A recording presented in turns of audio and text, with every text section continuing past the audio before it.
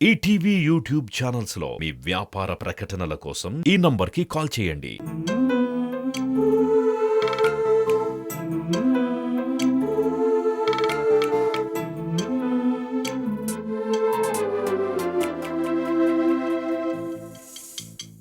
ఓ విధి విచిత్రాల నిధి, ఓ విధి విచిత్రాల నిధి, వింత కథల సారథి, ఆశ నిరాశల వారధి, నిరంకుశ నిర్ణయాల నిర్దయవానిధి, ఓ విధి విచిత్రాల నిధి,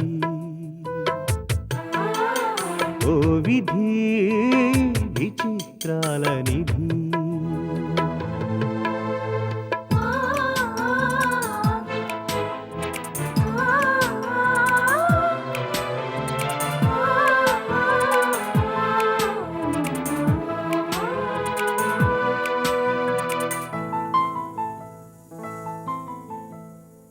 అన్నీ ఉన్నాయనిపిస్తూనే అందకుండా చూస్తావు, సంపదలెన్నో ఇచ్చి సంతోషం మాత్రం దాచేస్తావు, కోరికలని ఉరి తీయాలని నీకెంతో ఉబలాటం, ప్రాణాలతో చెలగాటం నీకు చేతివాటం, ఓ విధి విచిత్రాల నిధి,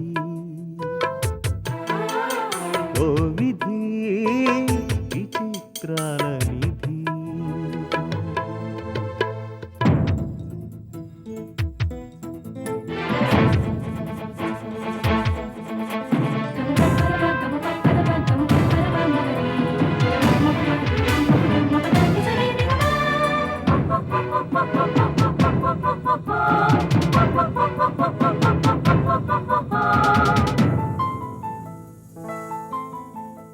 ఊహలు తలకిందులు చేసి ఉనికిని చాటుకుంటావు, ఊహించని మలుపులతో ఉసురు పోసుకుంటావు, మనసు మమతలపై నీకు అనాదిగా కక్ష, నీ చేతిలో మనిషికి మనుగడే ఓ పరీక్ష, ఓ విధి విచిత్రాల నిధి, ఓ విధి విచిత్రాల నిధి.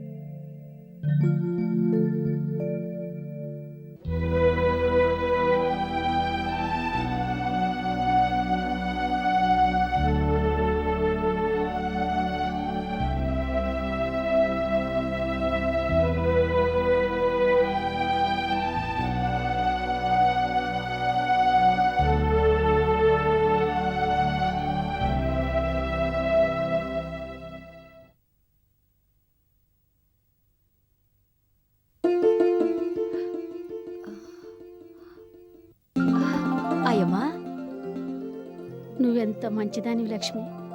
నిన్న నేను అనరాని మాటలంది. ఆ మాటలకే వచ్చింది గాని చూసావా, జ్వరం గిరం దెబ్బగా పారిపోయింది. నువ్వే గనక దగ్గర లేకపోతే నేనేమైపోయి ఉండేదాన్నో. రాత్రి నిన్ను చూసి నాకు కాలు చెయ్యి ఆడలేదు తెలుసా? నీ అంత మంచి మనిషిని అనరాని మాటలు అన్నందుకు నా మీద నాకే రోతగా ఉంది. మొదట నన్ను చూసి అసహించుకొని వెళ్ళిపోతావు అనుకున్నాను, కానీ సొంత మనిషిని చూసుకున్నట్టు చూసావు. సాటి మనిషి కట్టాల్లో ఉంటే సూత్తా సూత్తా ఎట్ట వెళ్ళిపోతారమ్మా. నిన్నెట్ట చూసే తలకి మా అవ్వ జ్ఞాపకం వచ్చింది. మా అవ్వకే గనుక ఒంట్లో బాగోపోతే నేనేం చేస్తానో నీకు అదే చేశాను. నువ్వు ఇంట్లోకి రావడం, అయ్యగారు పిల్లలు నువ్వంటే ఇష్టపడడం, నీ గురించి గొప్పగా చెప్పుకోవడం, ఇవన్నీ చూసి నన్నెక్కడ పనిలోంచి తీసేస్తారోనని భయపడ్డాను. బాలేదానివే, నిన్ను పనిలోంచి తీసేస్తే పిల్లలకు చదువెవరు చెబుతారు, బయట పనులెవరు చూస్తారు? ఏదో ఇంటి పని వంట పని అంటే నేను చేస్తాను గాని అన్ని పనులు నా వల్ల అవుతాయా? అట్టాంటి భయాలేం మనసులో పెట్టుకోకు. అయ్యగారిని పిల్లని నిద్ర లేపాలా, వంట చేయాలా, ఇంకా చాలా పనులున్నాయి. నువ్వు తొందరగా మొహం కడుక్కో, రవ్వంతా ఎంగిలి పడదు గాని. ఉం?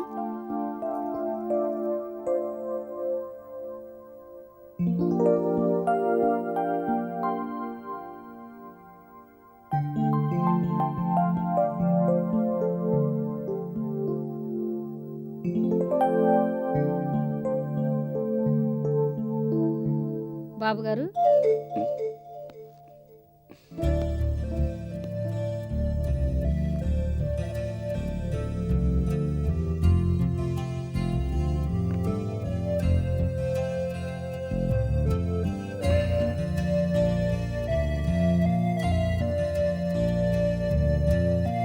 ఆయా, ఇప్పుడు నీకు ఎలా ఉంది? జ్వరం తగ్గిందా? తగ్గింది బాబుగారు. నీకు పెద్ద జ్వరం కాసిందంటూ లక్ష్మి ఒకటే కంగారు పడిపోయిందనుకో. నిజానికి నేనింత త్వరగా కోలుకున్నాను అంటే అది లక్ష్మీ చలవే బాబు. రాత్రంతా కంటి మీద కునుకు లేకుండా నా దగ్గరే ఉండి సేవ చేసింది లక్ష్మి. బహుశా సొంత వాళ్ళు దగ్గరున్నా ఇంత బాగా చూసుకుని ఉండేవాళ్ళు కాదేమో. బాగోగులు చూసుకునేవారు సొంత మనుషులే కానక్కర్లేదు, మంచి మనసుంటే చాలు అని లక్ష్మి ఎప్పుడో నిరూపించింది. నేను హాస్పిటల్లో ఉన్నప్పుడు నన్ను ఎంత బాగా చూసుకుందని, ఆమె ఎవరో, ఎక్కడి నుంచి వచ్చిందో, ఎలాంటితోనని నువ్వు అనవసరంగా సందేహించావు. కానీ లక్ష్మి చాలా మంచి అమ్మాయి. నిజమే బాబు, వచ్చి రాగానే అందర్నీ ఆకట్టుకునేవాళ్ళు అయితే మంచివాళ్లన్నా అయి ఉండాలి, లేదా మోసగాళ్లన్నా అయి ఉండాలి. ఆమె ఎవరో తెలియదు కాబట్టి మొదట్లో నాకు అనుమానమే కలిగింది. ఆమె ఎలాంటిదో స్వయంగా చూశాకగానీ తెలియలేదు. అవతల వాళ్ళ అంచనాల్ని తారుమారు చేయగల శక్తి లక్ష్మికుంది. ఆమెకు చదువు లేకపోవచ్చు, డబ్బు లేకపోవచ్చు, కానీ స్వచ్ఛమైన మనసుంది, అచ్చమైన నిజాయితీ ఉంది. అందుకే ఆమెను పని మనిషిలా కాకుండా మన ఇంట్లో ఒక మనిషిగా చూస్తున్నాను. తమకు మంచి ఫ్రెండ్ దొరికిందని పిల్లలు సంతోషిస్తున్నారు. నువ్వు కూడా ఔదార్యంతో ఆమెను దగ్గరికి తీసుకున్నావు అనుకో, లక్ష్మి ఎప్పటికీ మన మనిషిగా మన ఇంట్లోనే ఉండిపోతుంది. అదే మాట నేను చెబుదామని వచ్చాను బాబుగారు. అలాగా? ఇంకే? వంట వార్పు చక్కగా చేస్తుంది కాబట్టి ఇంటి పని వంట పని తను చూసుకుంటుంది. పిల్లల హోంవర్క్ మిగతా పనులు నేను చూసుకుంటాను. అది బెటరే, నీకు కూడా కొంత విశ్రాంతి దొరికినట్లవుతుంది. విశ్రాంతి ఏముందిలే బాబుగారు, పిల్లలు స్కూల్కి వెళ్తే ఇక రోజంతా విశ్రాంతేగా. అది సరిగానే ఆయా. నేను హాస్పిటల్లో ఉన్నప్పుడు కృష్ణప్రసాద్ ఇటువైపుగానే వచ్చాడా? లేదు బాబుగారు, అసలు ఆయన కారణంగానే మీరు ఎక్కువగా ఆలోచించడం, ఆ రోజు ఒంటరిగా కారులో వెళ్ళడం, యాక్సిడెంట్ జరగడం, మీ ఆరోగ్యం మరింత పాడవడం, ఇవన్నీ జరిగాయి. పోయేవాళ్ళని ఎందుకు బాబుగారు బలవంతాన ఆఫ్ చేస్తారు? పోనివ్వండి. పోతే పోయాళ్లేమని సర్ది చెప్పుకోవడానికి కృష్ణప్రసాద్ మామూలు మనిషి కాదా ఆయా. మంచివాడు, మేధావి. సగం అతని కారణంగానే మన కంపెనీ అతి తక్కువ కాలంలో ఎంతో గొప్ప పేరు సాధించింది. అంటున్నానని తప్పుగా అనుకోకపోతే ఒక్క మాట బాబుగారు, ఏమిటి? మీరన్నట్టుగానే అతనంత మంచివారే అయితే ఉన్నట్టుండి ఎందుకంత విపరీతంగా ప్రవర్తిస్తారు? అవతల వాళ్ళు అతని మనసు విరిచారు, లేకుంటే అలా మారడం. ఒకరు విరిస్తే విరిగిపోయేది అదేం మనసు బాబుగారు? ఆయన్ని గురించి ఎక్కువగా ఆలోచించి మీ ఆరోగ్యం పాడు చేసుకోవద్దు. మొదట్నుంచి మీ బాగోగులు ఎరుగున్నదాని కాబట్టి ఈ మాత్రమైనా చెప్తున్నా, తప్పుగా అనుకోవద్దు.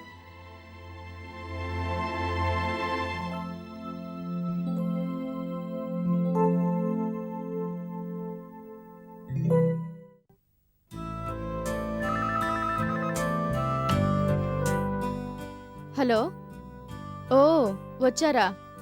కాస్త పనిలో ఉన్నాను, వెయిట్ చేయమని చెప్పు. ఏ ఓ గంట వెయిట్ చేయలేడట్నా? తొందరేం లేదులే, కాసేపు అక్కడే ఉండని. వాట్, 2 గంటలైంది అతను వచ్చి? మరి చెప్పవే, పంపించు. Good morning. మార్నింగ్.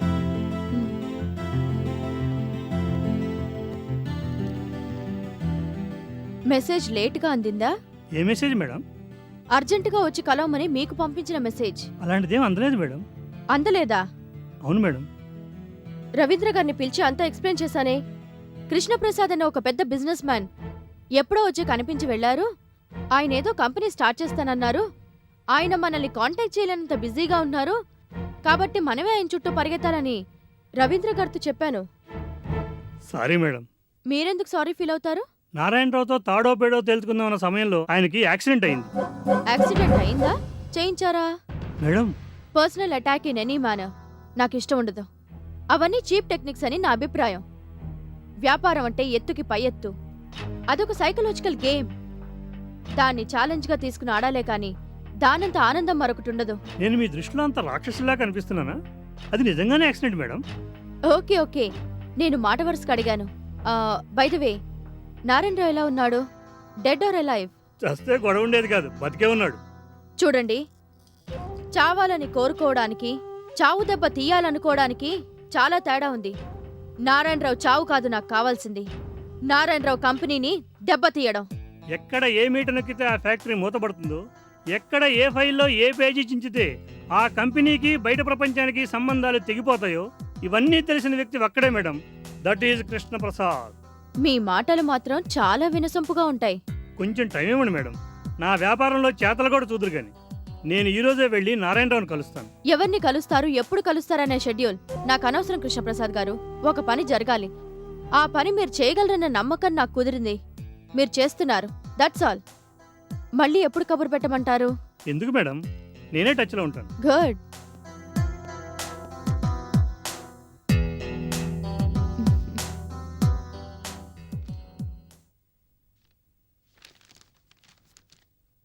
ఈ స్కూల్కి నన్ను కూడా రమ్మంటే ఎట్టా బాబు?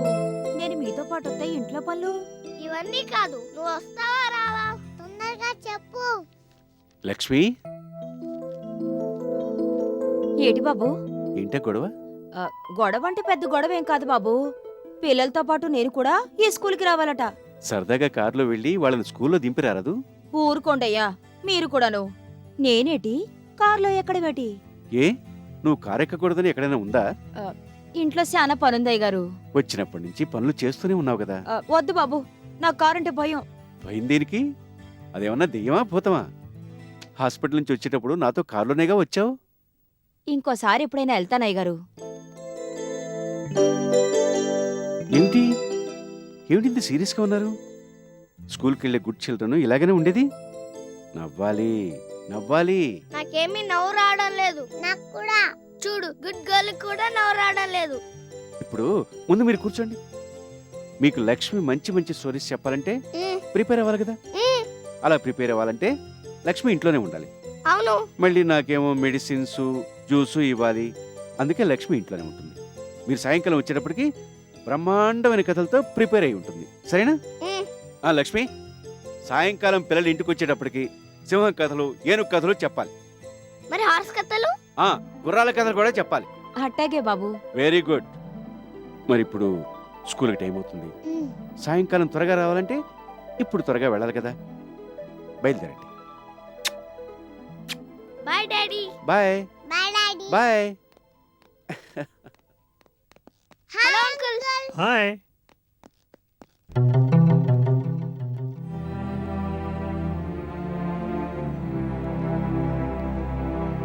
నారాయణరావు గారికి నమస్కారం. దెబ్బలు బాగానే తగిలినట్టున్నాయి. ఇవి శరీరానికి తగిలిన దెబ్బలు, తొందరగానే మారిపోతాయి. కొంపతీసి మనసు మీద కూడా తగిలాయేంటి దెబ్బలు? కొట్టిన వాళ్ళకే తెలియాలి. కొట్టడం ఏమిటి? మీ కారే ఏదో రాతికో చెట్టుకో కొట్టుకుందని విన్నానే. ఒక్క మాట అడుగుతాను, సూటిగా సమాధానం చెప్పు కృష్ణ. అబ్బా, కృష్ణ అని ఆప్యాయమైన పిలిపిని ఎన్నో ఏళ్ళైనట్టుంది. ఎన్నేళ్ల బట్టి నువ్వు నేను కలిసి బిజినెస్ చేస్తున్నావు? సరిగ్గా 12 ఏళ్ళ నుంచి. ఇన్నేళ్లలో నీకు ఎప్పుడైనా ఏ విషయంలోనైనా అన్యాయం చేశానా? అన్యాయం మీరు చేయలేదు, కానీ జరిగింది. ఎప్పుడు? ఏ విషయంలో? ఈ చర్చ 12 ఏళ్ల క్రితం జరుగుంటే బాగుండేది. అర్థం లేకుండా మాట్లాడుకో. 12 ఏళ్ల క్రితం నువ్వు ఇలాగా నాతో సమానంగా కూర్చుని ఆలోచించే స్థాయిలో ఉన్నావా? చేతులు కట్టుకుని ఉంటున్నావు. కూర్చోమని చెప్పాను. ఉద్యోగం ఏమని అడిగావు? ఉద్యోగం కాదు, నా వ్యాపారంలో వాటా తీసుకోమని చెప్పాను. వయసులో పెద్దవాడవని, అనుభవంలో పెద్దవాడవని ఎంతో గౌరవంగా చూశాను. నిన్ను పూర్తిగా నమ్మి నా బిజినెస్ మొత్తం నీ చేతిలో పెట్టాను. ఆ కృతజ్ఞత నీకేమైనా ఉందా? కృతజ్ఞత కృతజ్ఞత వినటానికి దాదాపు ఒక్కలాగే ఉన్నా అర్థంలో ఎంతో భేదం ఉంది. నేను కృతజ్ఞత చూపించాను, మీరు కృతజ్ఞత చూపించారు. చక్రం మీ చేతిలో ఉంచుకున్నారు, చాకరీ నా చేత చేయించుకున్నారు, కాలి కింద చెప్పులా ఉపయోగించుకున్నారు. కృష్ణ, నువ్వు చేస్తున్న పని తప్పు. ఒప్పుకో. ఇంత దూరం వచ్చింది ఒప్పుకోవటానికి కాదు, తప్పుకోవటానికి.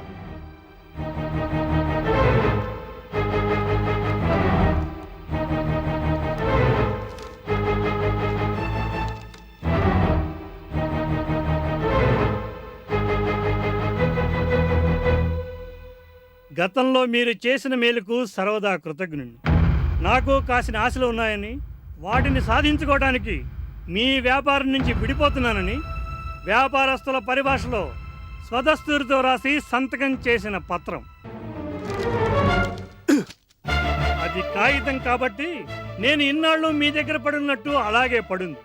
అదే బంతి ఉంటే ఎంత ఫోర్స్తో పైకి లేస్తుందో అంతకు 10ంతల ఫోర్స్తో పైకి లేచే అవకాశం నాకు ఇన్నాళ్ళకు వచ్చింది. ఇలా మాట్లాడటానికి నీకు సిగ్గుగా లేదు? సిగ్గుపడుతూ కూర్చుంటే వ్యాపారం ఎలా చేయగలం? నువ్వు నా చెంప మీద కొడితే క్షమించుండేవాడిని. కొన్ని వందల కార్మికుల కడుపుల మీద కొట్టావు. పసిపిల్ల కన్నా ఎక్కువగా పెంచి పోషించిన కంపెనీ గుండె మీద తండావు. ఈ పాపం ఊరికే పోదు. భయంకరమైన శాపమై నిన్ను దహిస్తుంది.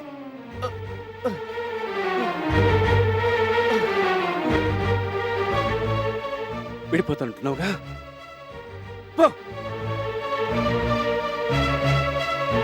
జీవితాంతం కలిసి ఉండేది ఉండవలసింది లైఫ్ పార్ట్నర్. జీవితం మెరుగ్గా ఉంటుందనుకున్నప్పుడు విడిపోయేది బిజినెస్ పార్ట్నర్. నేను మీ బిజినెస్ పార్ట్నర్నే కానీ మీ భార్యని కాదు. నువ్వు ముందు ఇక్కడి నుంచి వెళ్తావా లేదా? ఈ మాట మీరు అంటారని నేను ముందుగా ఊహించి ఉంటే ఈ లెటర్ని ఆర్డినరీ పోస్టులో వేసి హాయిగా నా పని నేను చేసుకుని ఉండేవాడిని. అడగ్గానే ఆశ్రయం ఇచ్చారన్న కృతజ్ఞత కొద్దీ స్వయంగా నేనే వచ్చాను. ఆ గౌరవాన్ని మీరు నిలుపుకోలేకపోయారు. Good bye. బాబు, ఇట్లాంటి విషయాలు పట్టించుకోద్దని డాక్టర్ బాబు చెప్పారు కదయ్యా.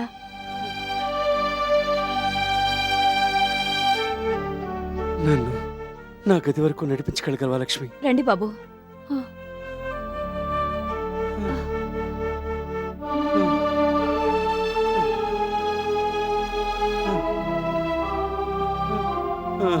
నెమ్మదిగా.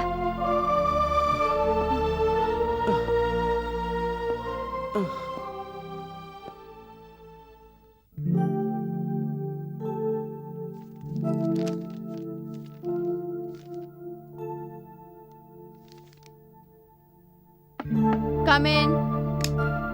Good afternoon madam. ఓ, కృష్ణప్రసాద్ గారా? రండి రండి.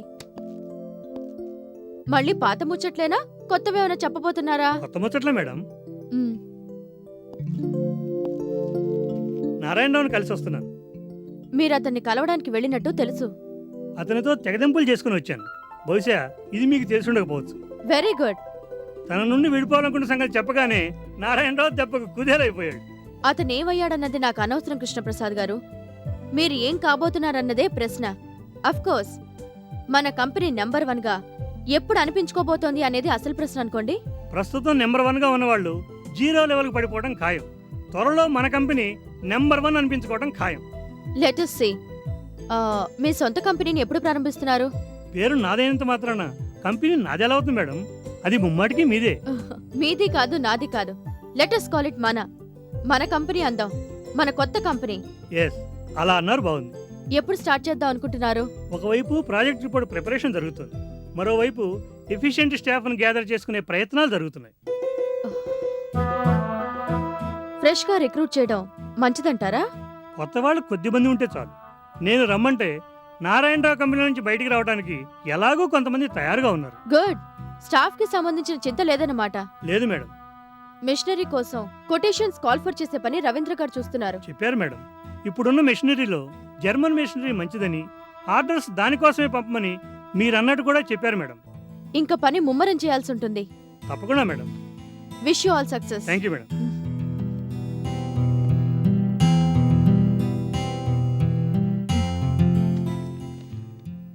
ఈటీవీ విన్ యాప్ రోజుకి కేవలం రూపాయి మాత్రమే. ఇప్పుడే ఈటీవీ విన్ యాప్ డౌన్లోడ్ చేసి సబ్స్క్రైబ్ చేయండి.